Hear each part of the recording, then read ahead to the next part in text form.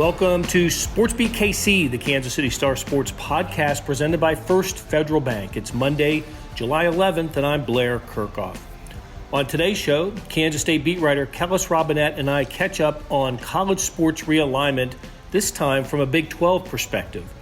It's been more than a week since the news of USC and UCLA leaving the Pac-12 for the Big 10 broke, and speculation continues to run rampant about what will happen next. Kellis and I agree on this point. The Big 12 appears to be operating from a position of strength. We're not talking about what schools could get picked off by other conferences. It's more like what schools the Big 12 could target for further expansion.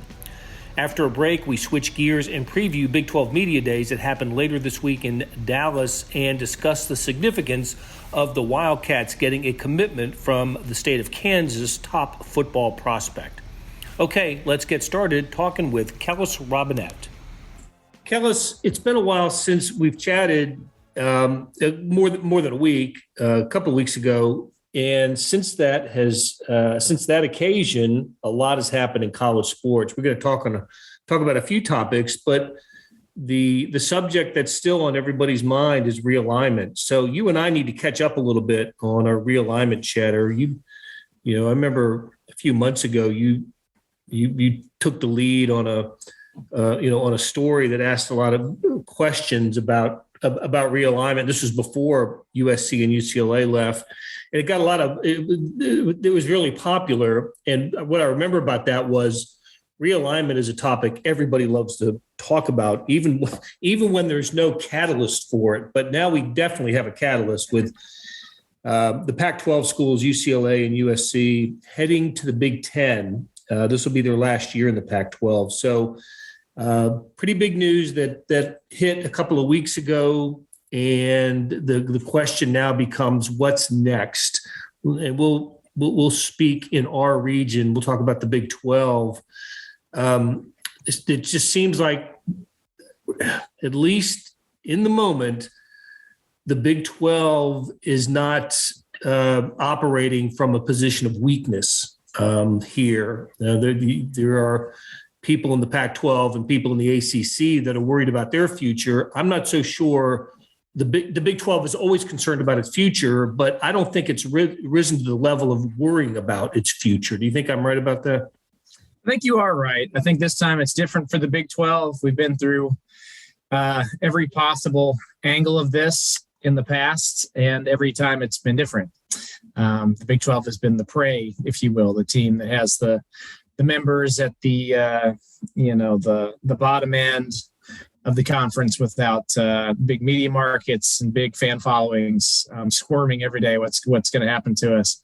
Now the people worried about that are in the Pac-12, or now Pac-10, if you will, instead of KU and K-State fearing for what might happen if their league falls apart. Right now, those teams are Oregon State, Washington State, maybe even Stanford and Cal. How crazy is that? That they might be squirming a little bit. I think the Big 12, they're in a different spot now. I think, never say never, but in just about all the scenarios that could play out next, I think the Big 12, after all they've already been through and how they've built the conference, I think right now they're probably the most stable of any of the conferences out there, other than the Big 10 and the SEC. And I guess the question for Big 12 fans right now is, does the league add? How aggressive is their new commissioner? Do they go out and do they try to make a play at the Pac-12? Maybe they do. And how poetic, I guess that's the right word, how weird would that be if the league that started all this way back in the day was the Pac-12 or the Pac-10, right? They came in to Big 12 country and they tried to take Texas, Oklahoma, everybody out there, make it a West Coast league with the best Big 12 schools. Couldn't make it happen. How weird would that be if all these years later, now the Big 12 comes in and delivers a death blow to the Pac-10 and takes their teams in and comes out this way? I personally would love it if Colorado came back to the conference. I miss that road trip. I miss watching Ralphie run around on the field. I don't know if it'll happen, but that's kind of what we're all thinking right now, right? Will the Big 12 make a move? And if so, how big will it be? Right. No, you're right. That is in some ways the ball is in the Big 12's court when it comes to what may happen next. Kellis, you and I are veterans of the realignment wars. We have we went through it, a dozen years ago. We went through it in 2016 when the Big 12 was looking at other schools and possibly expanding, decided not to then, but really shook it up for a few weeks in the summer. And then, of course, last year when Texas and Oklahoma went through its decision to go to the SEC, and in the sudden aftermath of that decision, there was absolutely some uncertainty about what the Big 12 would do next, or would it survive? There was even talk, I can remember a year ago, would the Pac-12 assume some of the Big 12 schools, right? Invite them in. Mm-hmm. And I don't remember KU and K-State being a big part of that conversation. They were mostly looking at a way to get into Texas for recruiting, and Oklahoma State with its attractiveness as a football program. And again, we were going through it last year. What was going to happen to the Wildcats and the Jayhawks and Iowa State as well? And would the Big Ten throw KU a lifeline? I can remember that was part of the conversation a year ago.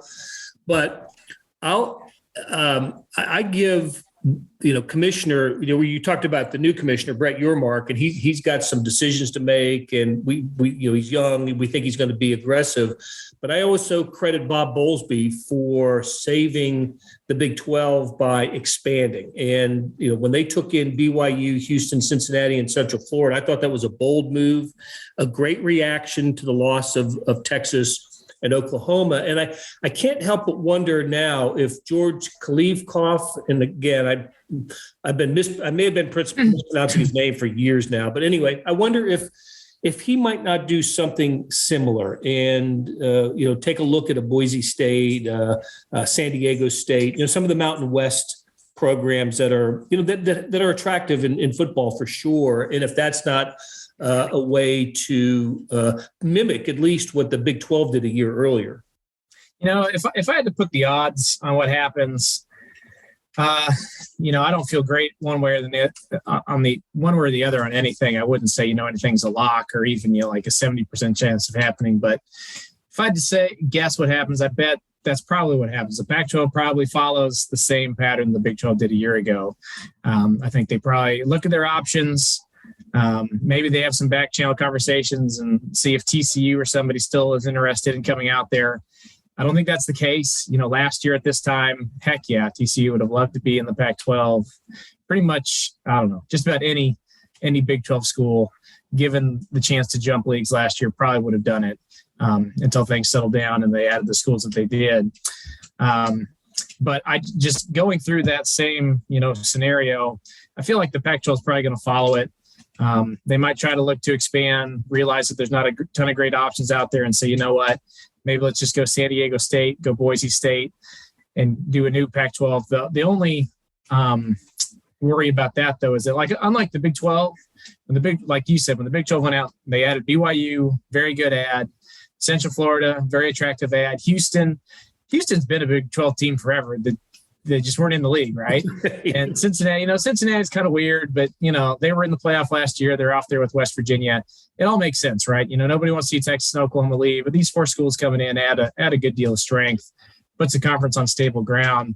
And there's nobody really out there, that the Big Ten is going to come in and steal unless you believe that KU is knocking on the door, which I don't. But if you do, that would be the only option.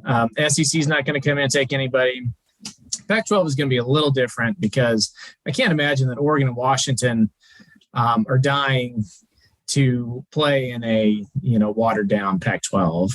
I think even if the Big 12 came along and offered them a sweet enough deal, they'd probably come here. But the Big 10, they definitely jump there. So that's kind of the interesting fact in that is even if they go out and add Boise State and San Diego State, which I think would be all right, that would make that a pretty decent league.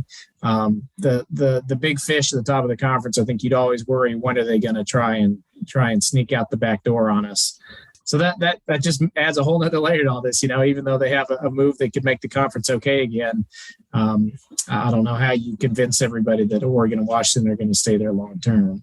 That's a really good point. When Oregon and Washington are the two most attractive teams of the Pac-10, and could they be bound for the Big Ten? Could they join, the LA schools going to the Big Ten Would they, would they be interested in just staying in the Pac-12 for an expanded Pac-12 for travel purposes, other sports? I know Oregon especially is, because of the Nike money, and thinks of itself as a national power program that should be attractive to other conferences, and I think it is. I think Washington is as well, with its history and its tradition of college football.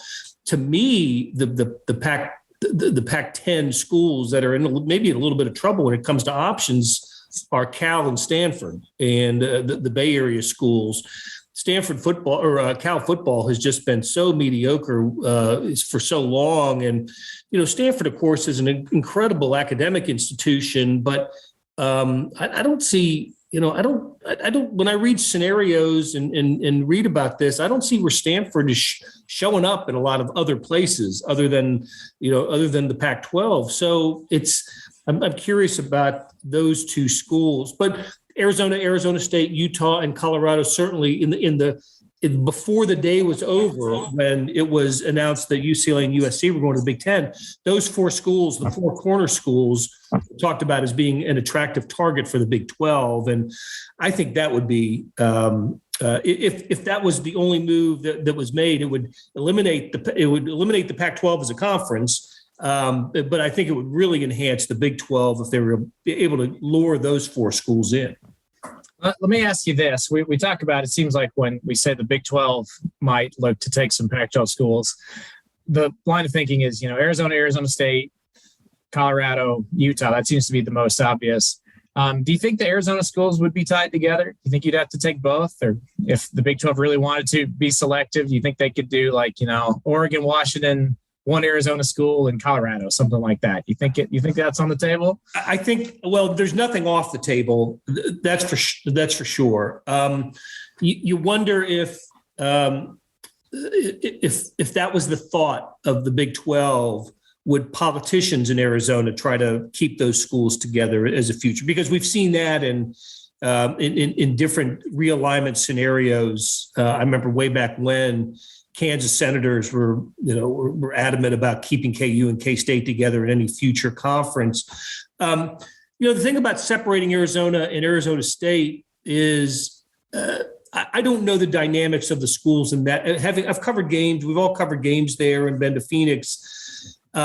Is the state of Arizona, dominated by the Wildcats? I don't know if that's the case. Certainly Arizona State is right there in Phoenix, and Tempe, which is right next to Phoenix. I don't know which is the more popular or dominant school in the state when it comes to, market appeal, brand appeal, and market, and if you're better off taking both or just having one.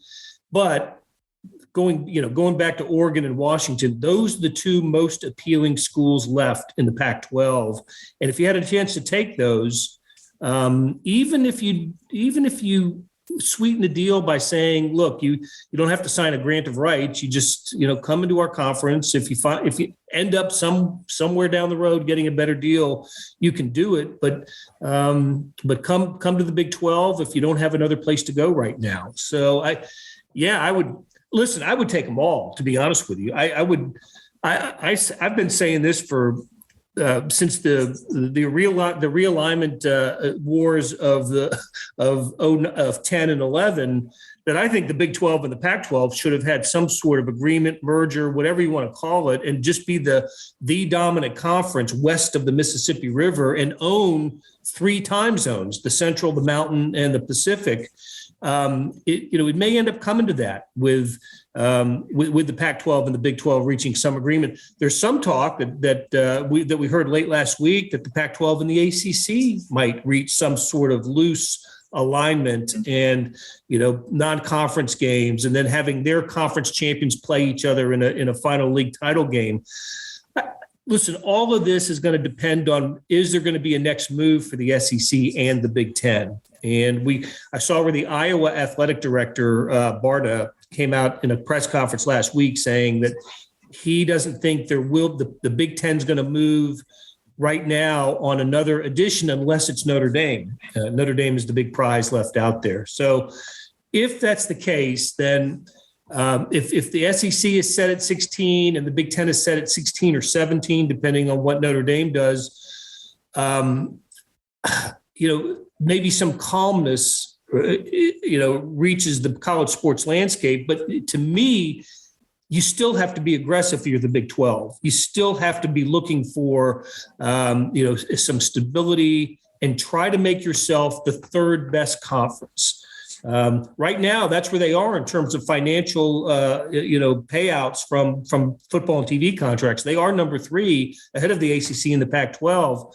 The Big 12 has to continue to be aggressive and do what it can to strengthen its conference. And if that means going to 16 or 20, I would do it. I would do it. It's easy for me to say that, but it's all going to depend on what Fox, ESPN, or streaming services believe the value of an enlarged conference with certain members, how much value that will bring to the Big 12. Yeah, I'm right there with you. I think when you look at the schools we talked about, the Big 12 possibly adding, Arizona, Arizona State, Colorado, Utah, even though they're not that none of those guys are like headliners. I think it's still a good move just because, like you said, it would solidify the conference. It would diminish. It would pretty much take the Pac-12. It would weaken them significantly. There's no way the Pac-12 is rating you at that point. And maybe at that point too, even Oregon and Washington want to come on board. But I would say, strength in numbers. If you add those schools, it's kind of a statement. You add more time slots for TV games. You add more schools that have some passionate fan bases. And I think just overall, it makes the conference look a little bit stronger than it is right now than if it stays pat. So I think, if you're the Big 12, you definitely need to at least be pursuing these options. Maybe they just decide, all those schools that, we're just a better fit in the Pacific time zone. We don't want to deal with the Big 12 right now. We want to stay, and maybe add San Diego State and Boise State. That's fine. But I think you definitely need to be proactive, be aggressive. And, I think any scenario that we've discussed would end up being good for the Big 12 if they can make it happen, just because of the strength in numbers. The TV money isn't going to be as good without Texas or Oklahoma anyway. So you might as well just try to, squeeze every little dollar you can out of it. And now's a good time to do it. Yep. All right. 2 quick thoughts before we go to a break. One is I spent some time last week in North Carolina, and let me tell you that how familiar it sounded with their fans and their media talking about lamenting the potential loss of rivalries and traditions. Duke, North Carolina basketball, is that not worth it? And, all the stuff that we've been saying for 15 years in our part of the country, I'm hearing from folks in North Carolina who are ACC fans.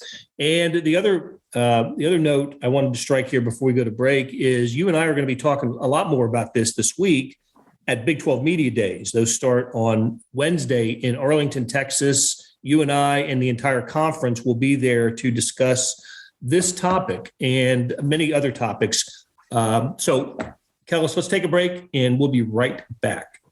Buying your first home is a huge milestone, but the journey there can be confusing. First Federal Bank of Kansas City is here to make it simple. After nearly a century of serving the KC community, our loan advisors have experience in every type of housing market. With a short phone call, we can give you a free rate quote and talk through loan options. No pressure, no obligation. The road to home ownership can be simple with First Federal Bank. Get started with a free quote at ffbkc.com/homes. First Federal Bank of Kansas City, because banking is personal. Member FDIC, Equal Housing Lender. Hey, this is Blair. There are several ways to access the Star Sports section. Let me tell you about a couple of them. There's Sports Pass. For $12.99 a month, you get unlimited digital access to all of the Star Sports content, including beat writing, columns, features, pretty much everything we write. The deal renews monthly until you tell us to cancel. For $159.99 a year, you get everything the Star has to offer digitally, including sports and the e-edition. Go to kansascity.com and drop down to the bottom of the page where it says Start a Subscription for more information. Your support has never been more important. As always, thanks for reading and listening. Okay, we're back on SportsBeat KC with Kellis Robinett. We're talking Big 12 and college sports realignment. Big 12 Media Days, as I said earlier, this week in Arlington, Texas, and just a few days ago, the Big 12 media polls were released. And for the first time in, 6 years, Oklahoma not picked to win the Big 12, defending champion Baylor. Number one pick, the top five go Baylor, Oklahoma State, Texas, and number 5, Kansas State. KU was picked 10th, where they have been picked, I'm sure, every year for the last decade or more. But I thought, okay, that seems about right for Kansas State, 5th. I'd make a case for them 4th ahead of Texas, but I don't 5th seemed about right. And then the all Big 12 team came out, the preseason all Big 12 team. And I'm looking down the list, and I said, there's a K-Stater, and there's another K-Stater, and there's a K-Stater. And then I added them all up. And Kansas State had 6 players on the preseason all Big 12 team. That is more than any other school. The 5th place choice had 6 selections on the team. Baylor had 5. Oklahoma State had 3. Texas 2. Oklahoma 1 player on the all preseason, the Big 12 preseason all Big 12 team. And it was the punter from Oklahoma. So I don't know if that adds up or not. Maybe it's a media poll, so maybe there were more Kansas State writers voting in this. But I was surprised by that, Kellis. And what does that say that the Wildcats could have 6 players deemed the best at their positions, but picked only 5th in the preseason poll? I had that same thought myself. Before I answer that, I will say that you mentioned Oklahoma only had 1 guy. That's the same as Kansas. Kansas only had 1 guy as well. So based on that, it should be a dogfight between those two. It really should. Parity will reign this season. I mean, I think people are really underlooking the Hawks here. If they got the same number of all-conference players as OU, they should be ranked up there. But no, I think Kansas State's kind of in this weird situation where they've got quite a few, name players that people recognize and know and think are really good. Obviously, Deuce Vaughn is great. Felix Uzama was very deservedly named a defensive preseason player of the year. They've got a lot of players that people know and a lot of good skill players, but they're just kind of stuck in that situation where their name is Kansas State instead of Texas or Oklahoma. So nobody really quite wants to push them any higher than the middle of the league. So it has been a little interesting. Pretty much every preseason, magazine, prognosticator, analyst out there has labeled Kansas State a sleeper team in the Big 12 this season, a team that if things break right could end up playing in Arlington at the end of the season. But then nobody, goes out and picks them higher than like 4th. So it's interesting. I'm not sure exactly what is making, giving people pause here. The 2 questions I've come up with, I think that maybe people are wondering about are just how good is Adrian Martinez at quarterback? I have some Nebraska fans who are convinced he's just trash. Right. Horrible. Right. They've watched him for 4 years, can't win close games. And, from what I've seen of him, he looks pretty good. And, maybe a change of scenery is all he needs to get to a bowl game and have a winning season. But I wonder if people have just seen him in so many games in Nebraska, losing all those close games, and they just have the same feeling, he's just not quite good enough to take him to 10 wins or whatever. And I think that's valid until he proves it. You can have that thought. But I would also argue that moving into a new situation, we've seen plenty of times where quarterbacks have, thrived in one situation and not the other. It could just as easily be Nebraska's the problem, not Adrian Martinez. We'll see this season. Maybe if Nebraska goes out and goes undefeated this year, then that doesn't reflect great on him. But we'll see. Either way, the only other question I have is that on defense, Kansas State is turning over quite a bit in the secondary. They lose all. They're a team that likes to play 3 safeties on defense at the same time. They lost all 3 of them from last year, and I just wonder if maybe people are curious and doubting that they'll be able to line up and stop teams the way they did a year ago. And those are 2 valid questions. So maybe that's what's holding them back. But I do think it's a little interesting that teams like Iowa State got a first place vote. Texas is still getting first place votes. I think there's a little bit of preseason bias in there. And I personally, I don't know about you, I don't actually vote in these things. I would be willing to vote in the poll, but the preseason team they ask you to fill out is so monotonous. Like it's hard even at the end of the season after you've watched it to sit there and say, okay, here's who I think is the third best left tackle or right guard in the league. It's people out there who think it's very difficult. Like if you ask me tell me about Baylor's right guard, I don't know. I don't. Right. I got nothing to tell you there. So when somebody asks me, hey, fill out, give me who you think the best linemen in the league are, I say no thanks. I'll let somebody else do that. So I think that always leads to a little bit of some wild results in these polls that you never know who's voting. So I'm looking here at the votes we had. I think there are almost maybe 40 voters. And how many people are going to actually be at Big 12 Media Day? It's going to be in the hundreds of media, right? So correct. I think that all comes down to who is voting, how, who they cover, how much they know about all the teams. So yeah, I wouldn't read the most in the Big 12 preseason poll, but it is interesting that everybody seems pretty set on Kansas State. Good team, but we just don't know if they're great yet.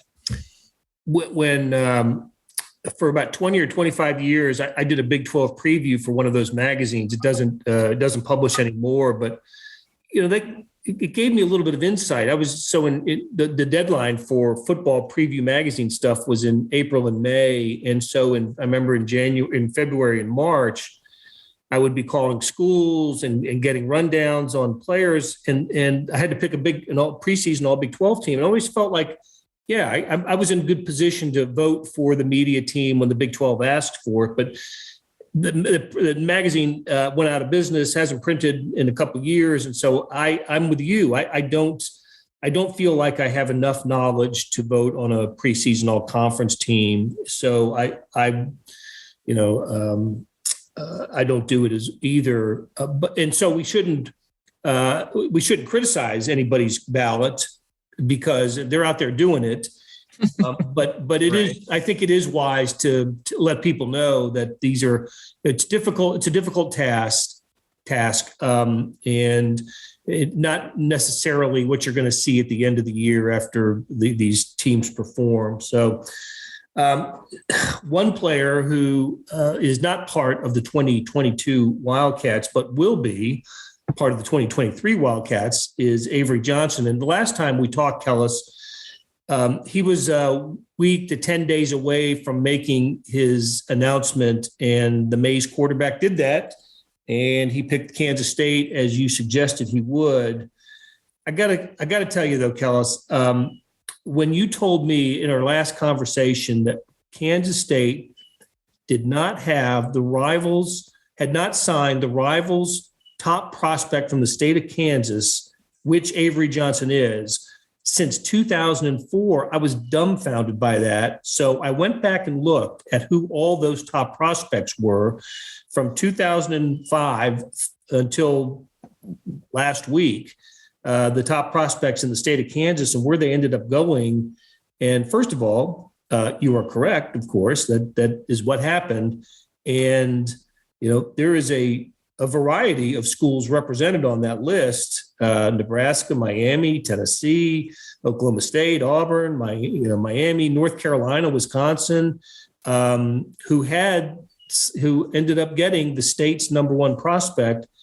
And the state's number one school for college football did not get any of those guys between 2004 and 2023. So thanks for pointing that out. I was dumbfounded by that statistic. TCU even had got one out of Kansas. That it also led me to do the state of Missouri, by the way. So I did the same thing for Missouri from 2003 through 2023, and Missouri was terrific in the Gary Pinkel years, but not so much lately. They haven't had Missouri hasn't signed the number one player from the state of Missouri since Drew Lock in 2015. So I guess that happens. Maybe that's a middle of the country thing, and the best players from Missouri and Kansas tend to go elsewhere. But anyway, Avery Johnson coming to K-State, excuse me. And that was a great get for the Wildcats. Because not only did they sign the state's top prospect, they've got, is it 5 of the top 10 now locked up? Mm-hmm. Yes. And I believe six of the top 15 in the state. So it's a very good year for Kansas State to be recruiting well in the state. Sometimes There's just not a lot of talent to be had in every recruiting cycle. Sometimes you look on the rival state rankings and there's only like 4 guys listed who are even worthy of rankings on there. This year there's, I believe, 16. So if you're going to recruit the state well, this is the year to do it. There's a lot of talent out there. And not only, is Avery Johnson good just because he's a nice kid, smart, very good at football. But he plays the right position. If you're going to get the best player in the state, you want him to be the quarterback. He can bring the whole, recruiting class together. Now that he's on board, you've got a closer, an extra recruiter. When it comes to recruiting guys on offense, it's going to be a little bit easier now. Receiver's going to know who's going to be throwing them passes. Offensive linemen know who they're going to be blocking for.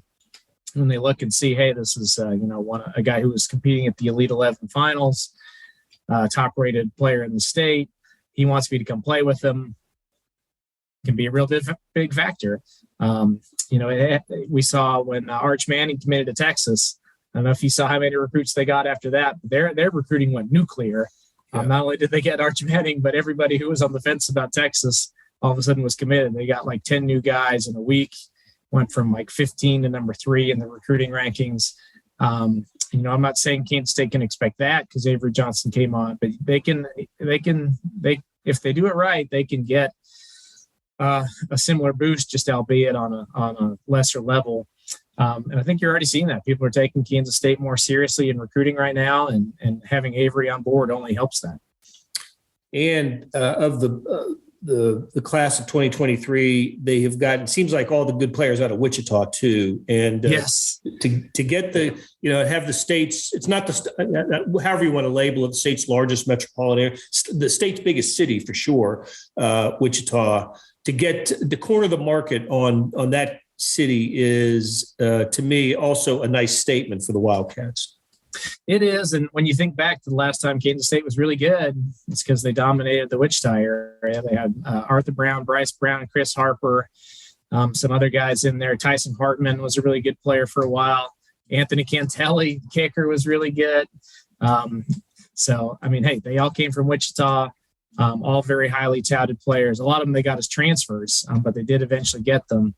And so it's kind of gives me a little bit of throwback there that I think that not only does it help you because you're getting really good players, but if you can dominate the state's biggest city like that, it just sends a message to everybody else out there in the state that's thinking, you know what, maybe I don't have to go to Oklahoma or Clemson just because they're offering. Maybe I could think about staying here and playing in my home state. All right, good stuff, Kellis. Enjoyed our conversation and look forward to seeing you in Arlington later this week. Me too. It'll be fun. That'll do it for today. Thanks to our SportsBeat KC production staff of Randy Mason, Monty Davis, Jeff Rosen, and Chris Fickett. A shout out to our sponsor, First Federal Bank. Their website is ffbkc.com. Tip of the cap to Kellis Robinett for sharing his college sports and Kansas State insights. Hope you checked out today's morning sports edition. Great coverage of the Royals' victory on Sunday, plus Wimbledon, auto racing weekend, so much more. Go to liveedition.kansascity.com for more information. Thanks for listening, and we'll be back soon with another SportsBeat KC.